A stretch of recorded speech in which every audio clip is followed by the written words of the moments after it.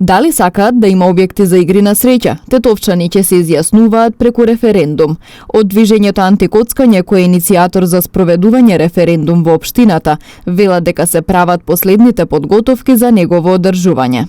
Со координаторите на партиските што се членови на одборот во општината Тетово, имавме средба и остана да се договориме за времето кога да се одржи референдумот. Еден ден, значи, ќе се гласа на сите изборни места каде се гласа за пратеници за локалните избори.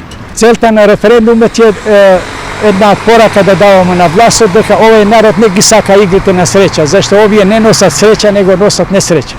Затоа референдумот ќе се одржи во Тетово и во цела Македонија. Од локалната самоуправа вела дека иницијативата за одржување референдум е доставена до нив, па по првата држана средба закажана е нова кон крајот на овој месец, за да се прецизираат чекорите за неговото спроведување да помине успешно. Зошто се важни овие средби? Затоа што намерата е да се пристапи посериозно и подобро да се разгледа прашањето за референдум со оглед на тоа што знаеме дека за да биде еден референдум успешен нели потребна излезност од над 50% од гласачите, што во досегашната историја на избори во Тетово не е забележано.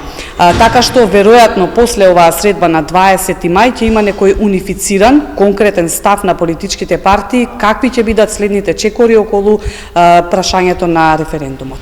Инаку пратениците треба да ги усвојат предложените законски измени, со кои се предвидува оддалечување на објектите на игри на среќа на 500 метри од образовни институции. Од здруженијата пак поврзани со игрите на среќа се против ваквиот закон, зашто според нив на тој начин истите ќе се спроведуваат нелегално.